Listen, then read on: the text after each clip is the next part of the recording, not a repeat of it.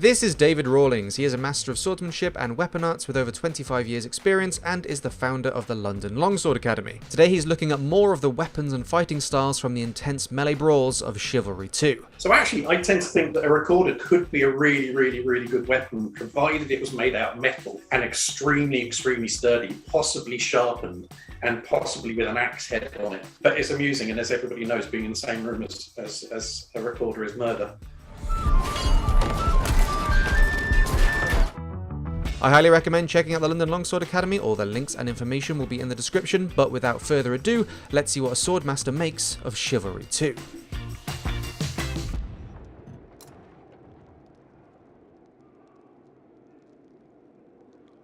This is not a creep messer, but for our argument, this will work just as well. When you're looking at a sword, it will have a number of edges, somewhere between one and a bit, and 2 in general. Now, with a longsword, usually what you have is 2, and they're the same length. If you have a messer, or a creek messer, or a storter, that factor changes. And that will be basically that you'll generally have one long edge, then one shortened edge, and if you look here, this has what I would call a short edge because it has a sharpened edge which takes up a fraction of the blade, not the entirety, and then you have a section which is blunt. That is really what distinguishes it from the longsword in usage, is that this bit is blunt. It won't cut people. The short edge might and will act more like a claw in effect. This with the curve has this nice feeling of being almost like a cat's claw, and it cuts you in a slightly different way that gives it more of the capacity of a thrust at the same time. Yeah, so also when we're looking at messers, obviously, as you can see, I have a very old tattoo here, which is based on the Albion, one of the Albion messers. And really what you have is a weapon that varies in length, varies in size. It has the same capacities really as the sword of the same size would have. So if we've got a really big one, it kind of works like a longsword or even potentially a Biedenhander. If we have one that's short, sometimes they're choppy, sometimes they're incredibly nimble, so they behave very much like a sword of the same qualities. Generally with messers, I tend to look at them as being the natural extrapolation of a utilitarian piece of kit. So it's a piece of kit which you're using in everyday life, more of an agricultural weapon because it's just something that you have to do everything. Whether I use it to cut wood, I use it to cut this, I use it to cut food, I use it to do that. Now that might mean that it needs to have different features according to what you want it for. And I think when you get into the idea of being a creep messer, well, what do you want your messer for? I want it to go to war with! Okay, shall we make it bigger?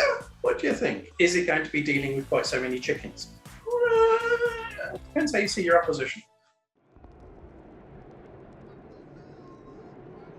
I like the Mace in general because it really, it takes away from the need for discussion. It's like, what do you do with it? Well, basically all of the things that you would do with a single-handed sword, except that you know it's not going to cut, other than it's going to split things open with the flanges.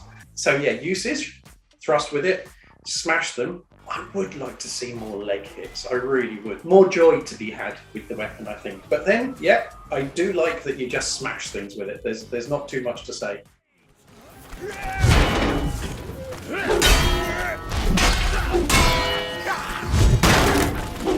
So when we're talking about parrying in games and ripostes and this kind of thing, simplest way of looking at it is you can either be attacking or you can be defending, and that's going to be really any of your parries. You can be doing a combination of attacking and defending, which is that you parry something out of the way, and in the same motion of parrying, you manage to hit your opponent.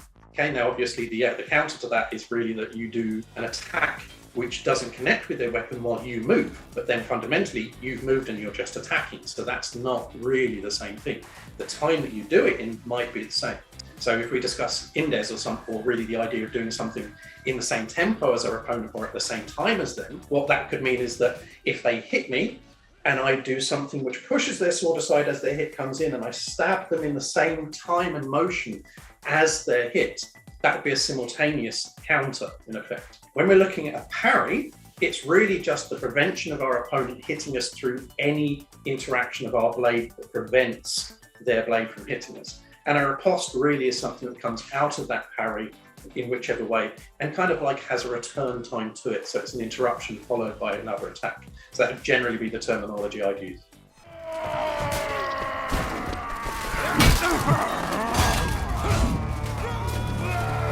well fought! We have taken the fortifications!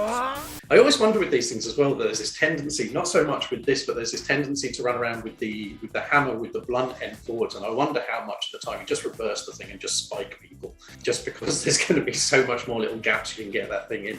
So I don't know which, you'd need to hit someone in the head and go like, actually this is much more uncomfortable if you hit me with the hammer than the spike. This again, I think we have very much this mismatch. This feels very much something that should be being used on a horse, so the momentum can have its maximum effect. I think using the horse as the momentum would be useful for the axe. On foot, I don't know. It's something I'd like to research more rather than actually make a statement on.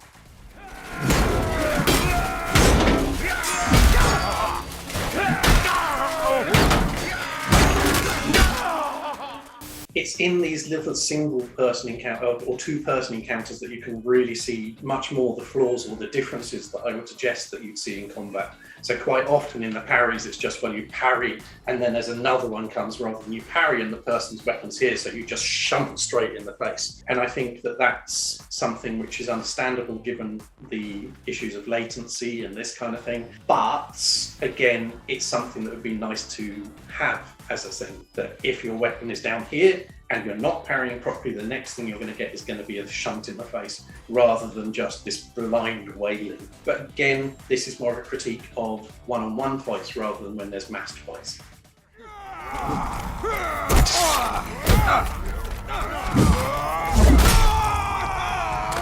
The leg's a viable target if your opponent starts basically doing something that brings their hands back or obsesses with going forwards. There's always this possibility to whip around and cut the legs or to take the legs when it goes high. Sometimes tactically you'll aim at the legs in order to bring the hands down to make the hands more manageable. So it might be a feint at the legs or it might be an opportunistic hit at the legs. So leg strike's very, very definitely a thing. One of the things I think people in HEMA sometimes don't pay enough attention to is certainly something that's mentioned when we talk about upper and lower openings. Yes, you can talk about upper and lower openings, but the idea is somebody coming up and then coming down and attacking the legs. And again, it's where its utility lies. And if it lies in pulling your opponent's hands down so that you can interact with their blade or manage their blade more efficiently, great.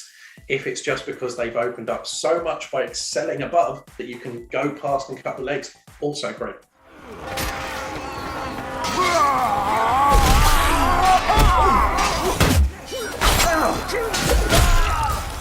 Rapiers can cut! How exciting is that? And basically, again, this all comes down to how you design the blade. If you have a cup hilt and it has quite a wide blade on it that's got a flattened section to it, it's going to be somewhat better at cutting than others. If you want something that's longer and more rigid, it's less likely to be good at cutting than some others. So all of these things are trade-offs and they're not really subject to the shape or the design of the hilt. You can have a design of hilt that does that works with many different types of blade. I like what they've done with this. The main thing I would suggest is that you probably want to maintain your distance against a lot more of the weapons than is shown in these. But again, having played this, I know exactly what it's like. One of the things I've got to say that I really like about Chivalry is how effective the idea of just getting close to your opponent and then just as you would expect to make contact, you move back a little bit so they fill in the gap and they make a bad timing so you can hit. And this is something which is so important in fencing, is getting somebody to misjudge when they make their attack. So this is something that you can use in Chivalry and seems to work very, very well. Whether we do it is probably representative more of us as fencers and players of Chivalry rather than anything else. But it's nice to see its usage in this. Maybe a little bit more use in extension, but again, it depends what your opponent's doing. So closing sometimes is good.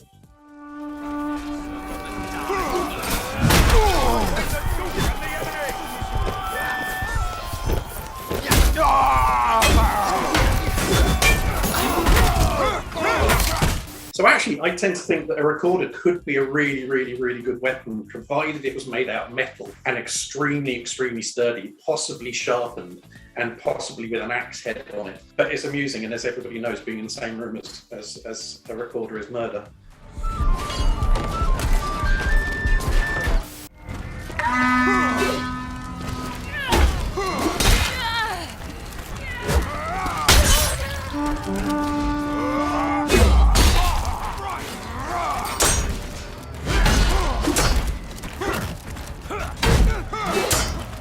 So I don't know why the pole weapon play with this upsets me more potentially than the sword and shield or the longsword or the spy hand or beaten handers play does throughout the rest of the game. So in this context, seeing weapon play, which is just basically hacking at people without those little refinements of winding and Alsneam and all these kind of things, I don't mind it. It's just hack and slash and it's there when you get there. It would be nice to see things where you do a thrust at someone's face and their shield comes up and you cut their legs. But the difficulty of doing that in this kind of game, I think, is prohibitive. There are things that we could critique, and the recognition that if you're cutting, then you're going to get thrust. And this is one thing Chivalry does do very well, is the timing that if you're going to do a cut and you get it wrong and someone stabs you, you get stabbed. And that is nice. So then you have this need to dominate this line, and particularly with the weapons with a greater lever, a longer lever, it would be nice to see the importance of the necessity to disconnect from the weapon, the desire to use the point to get through with sort of like jabbing motions and the hook to fall back on the weapon in order to dominate quite kind of a narrow line. And then to recognize that that narrow line, if it comes high enough one side, exposes you below. I think all of the critiques, which in general, if we were talking at a duel between two people, I would lay as criticism of the longsword and single-handed weapons. In the pole weapons, I think is more so. We should see more of this subtlety and less of this just like run up and go blab, unless your opponent's got back to you.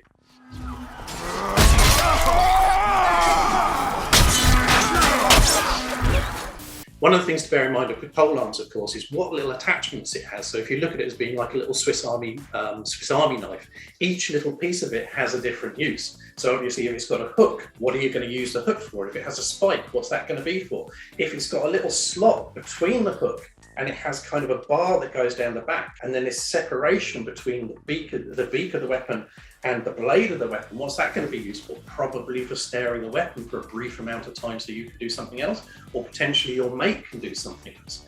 So the fascinating things with pole arms, for me, is that they have so much more utility than things like the longsword, the arming sword, and the side sword, and the rapier, because they're being used for lots of different things. And some of the time, this is kind of incidental, and I think their progression from being a civilian tool into being a weapon, and sometimes it's that every single bit has been designed to do a certain job. And I think getting to explore that is a wonderful thing. Unfortunately, that's never really going to come across in a game like Chivalry, because you need to have a different mechanic for each one of those little things. But potentially, again, the hooking, the thrusting, these are things that would be good to see. If you'd like to see more of David and further sword-based shenanigans on the channel, make sure to like the video and let us know in the comments. And if you want to see more of the London Longsword Academy, you can check out some of their videos as well as all their links in the description below. Thanks for watching.